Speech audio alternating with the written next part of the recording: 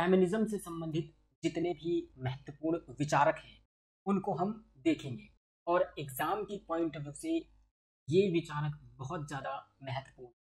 मैं बार बार इस चीज़ को रिपीट करता हूँ कि फेमिनिज्म के ये वो विचारक हैं जो आपका पीछा CUT PG से लेकर आपके असिस्टेंट प्रोफेसर बनने तक ये आपका पीछा नहीं छोड़ेंगे। इसीलिए इन विचारकों को आप जरूर याद करें, इनकी जो किताबें हैं उनको आप बिल्कुल याद रखें। तो फेमिनिज्म में जो हमारे सबसे पहली विचारक हैं वो है सूसन मूलर ऑकिन। इनके हम कार्यों को देख लेते हैं कि इन्होंने फेमिनिज्म से संबंधित कौन कौन सी किताबें लिखी हैं या फिर सूसन मूलर ऑकिन की कौन कौन सी किताबें एग्जाम के पॉइंट ऑफ व्यू से महत्वपूर्ण है। इनकी सबसे पहली जो महत्वपूर्ण किताब है वो है women in western political thought, जो कि 1979 में पब्लिश होती है। दूसरी इनकी महत्वपूर्ण किताब है justice, gender and the family, जो कि 1989 में पब्लिश होती है। तीसरी इनकी किताब है is multiculturalism bad for women, जो कि 1999 में पब्लिश होती है। अगली इनकी महत्वपूर्ण किताब है women culture and development, a study of women capabilities, जो कि 1997 में पब्लिश होती है। यदि मूलर ऑकिन की बात की जाए तो इनका ये मानना है कि जो बहुसंस्कृतिवाद है वो महिलाओं के लिए बुरा है। उन्होंने इस मल्टीकल्चरलिज्म बैड फॉर वुमेन में इसके बारे में विस्तृत चर्चा की है। इसके अलावा इनकी जो किताब है justice, gender and the family, इसमें वो बताती हैं कि समान अवसर और कानून निर्माण व विभिन्न क्षेत्रों में जो समानता का सिद्धांत दिया गया है इसके प्रचार प्रसार कर देने से पुनर्वितरणकारी न्याय और समानता ये पैदा नहीं किया जा सकता, क्योंकि उनका मानना है कि इसके जो नियम व सिद्धांत है वो एक ऐसे वातावरण में संचालित होते हैं जो कि पहले से ही महिला और पुरुष के बीच असमानता से प्रदूषित है, यानी लिंग के बीच असमानता से दूषित है। इसीलिए समान अवसर और कानून निर्माण व समानता जैसे सिद्धांतों को आप कितना ही प्रचार प्रसार कर ले उससे न्याय और समानता स्थापित नहीं हो सकती। अगली जो हमारी महत्वपूर्ण विचारक हैं वो है पैटी फ्रीडमैन। पैटी फ्रीडमैन की जो महत्वपूर्ण पहली पुस्तक है वो है द फेमाइन मिस्टिक, जो कि 1963 में पब्लिश होती है। अगली उनकी महत्वपूर्ण किताब है द सेकेंड स्टेज, 1989 में ये किताब पब्लिश होती है। द फाउंटेन ऑफ एज, ये 1993 में पब्लिश होती है। इसके अलावा बियॉन्ड जेंडर, ये 1997 में पब्लिश होती है। It change my life, writing on the women's movement, ये 1976 में पब्लिश होती है। इनका दो मुख्य कोटेशन है या फिर मुख्य दो कथन है जो कि बहुत ज़्यादा महत्वपूर्ण है। इस दो कथन को आप जरूर याद रखें। इनमें सबसे पहला है, इनका कहना है कि मुख्य समस्या नाम ना होने की समस्या महिलाओं के समक्ष विद्यमान है। ये कोटेशन पैटी फ्रीडमैन ने कहा है। इसके अलावा इनका कहना है कि महिला महिला मुक्ति की जन्मदाता है। ये कथन भी पैटी फ्रीडमैन ने कहा है। इन्होंने द्वितीय चरण में नारीवादी आंदोलन का आधार रखा और इन्होंने ही रैडिकल फेमिनिज्म, जिसे हम अमूल चूल नारीवादी के नाम से जानते हैं, इसका आधार रखा।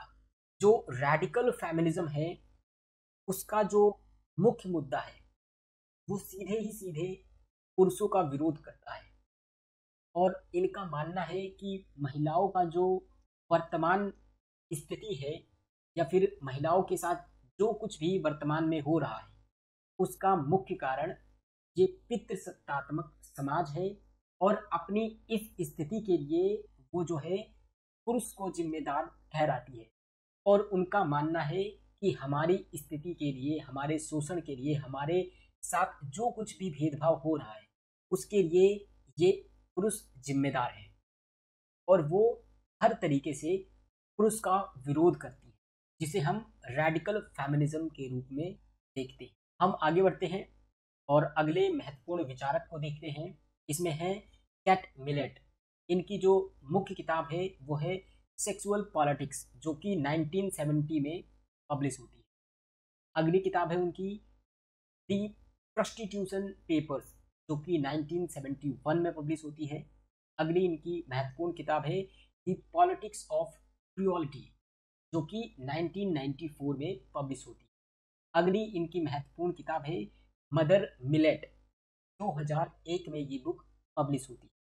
इसके अलावा यदि इनके महत्वपूर्ण कथन को देखा जाए तो इन्होंने बताया है कि नारीवादी राजनीति जो है वो दिन प्रतिदिन की राजनीति है।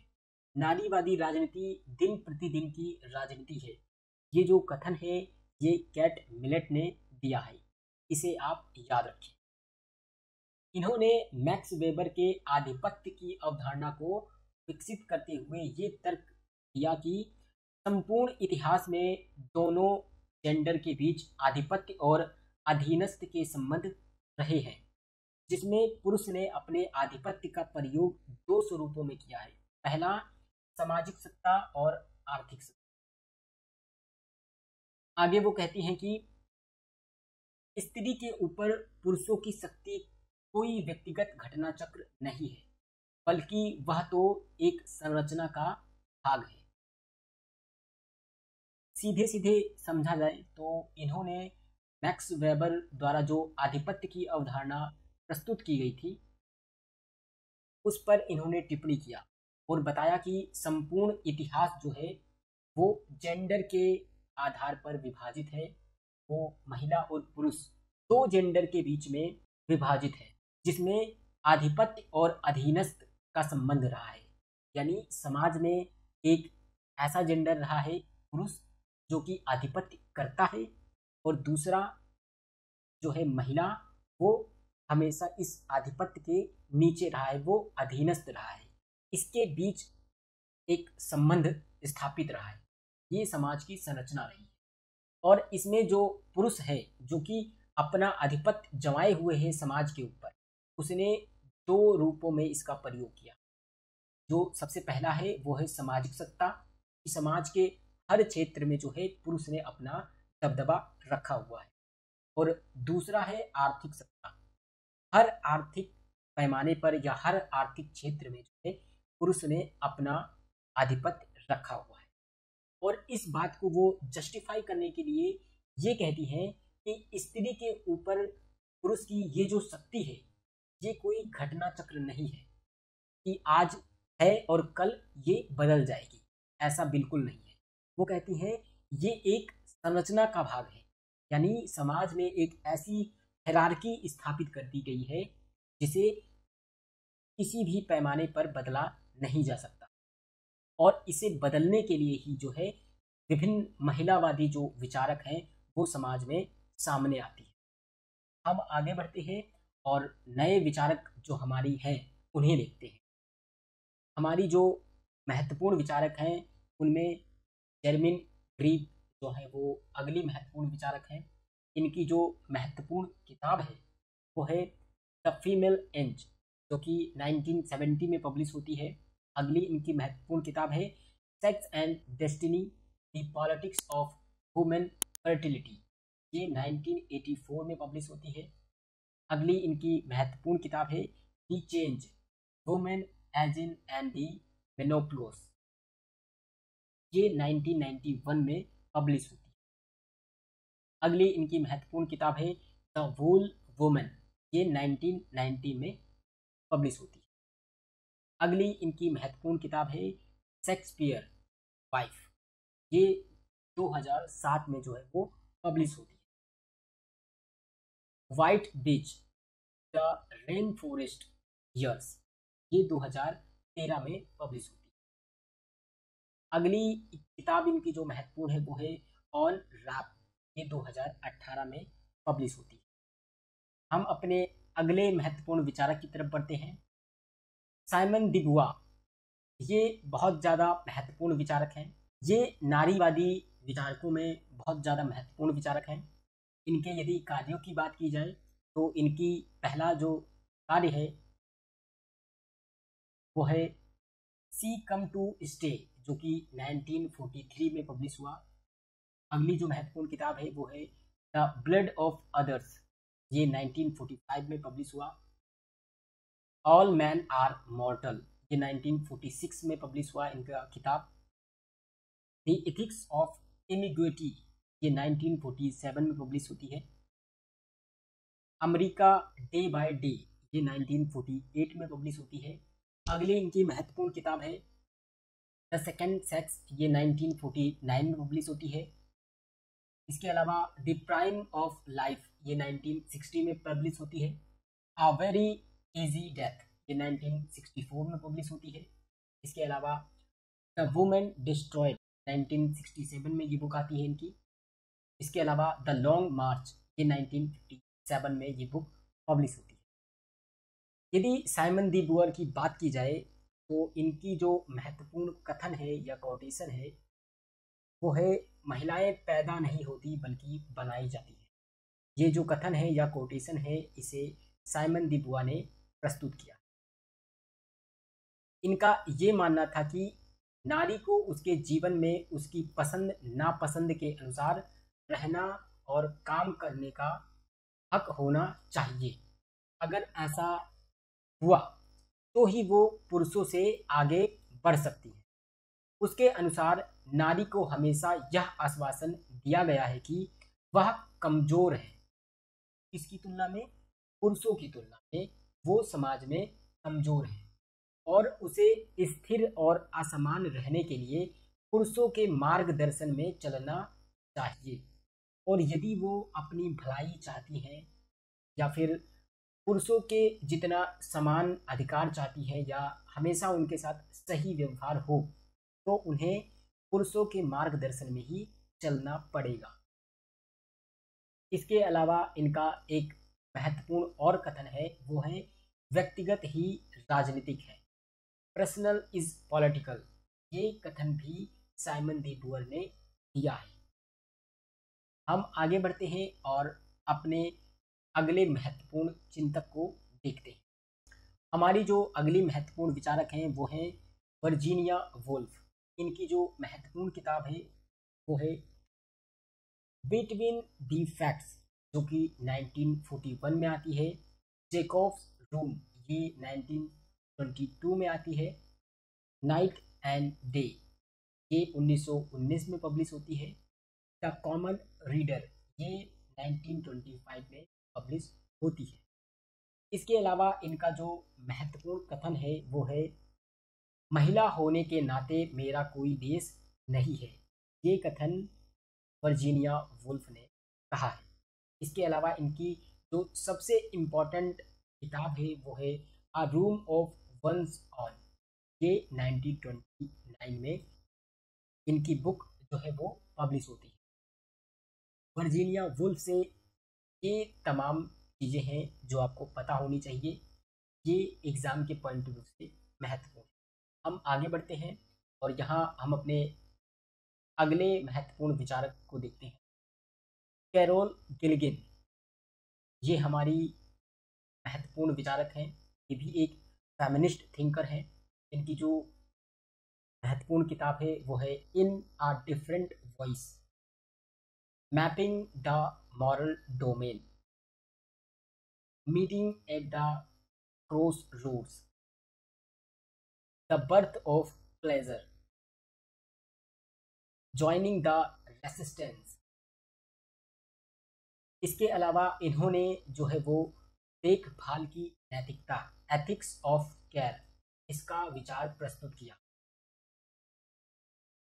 ये जो विचार है वो हमारे जॉन रोल्स के न्याय के नैतिकता से अलग है।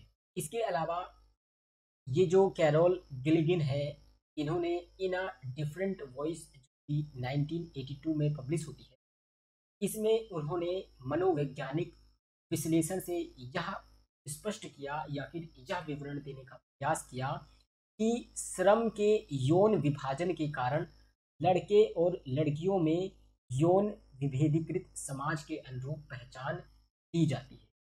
यानी समाज में लड़का और लड़की यानी कि यौन विभाजन के आधार पर समाज में लड़के और लड़कियों को जो है उनकी पहचान दी जाती है।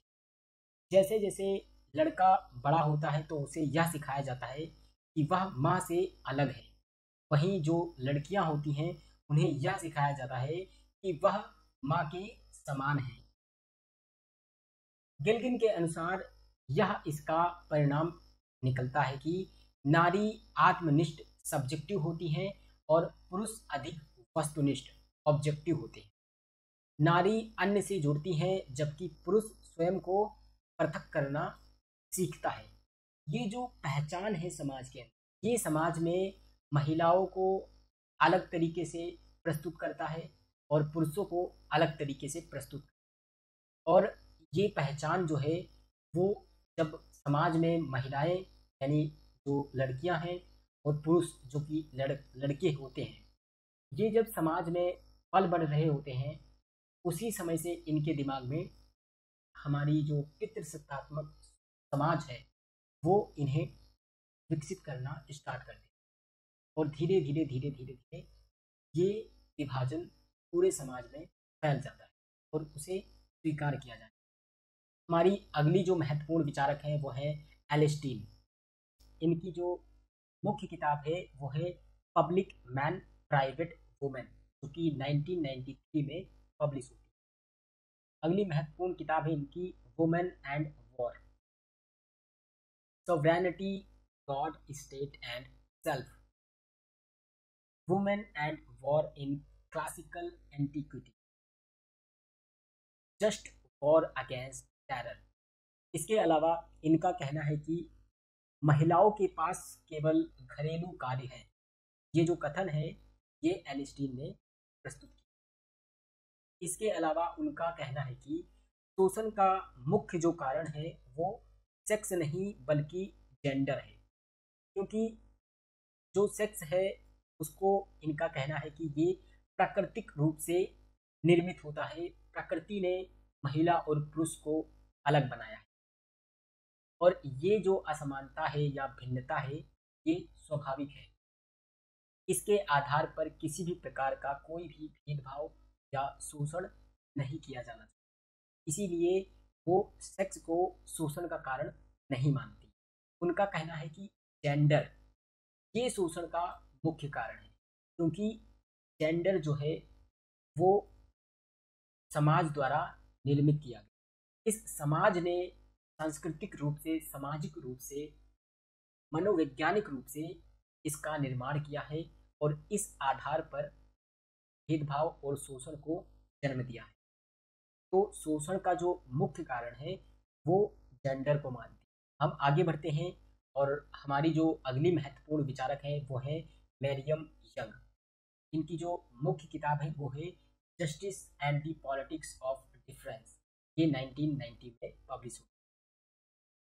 इंक्लूजन एंड डेमोक्रेसी ये 2000 में पब्लिश होती है।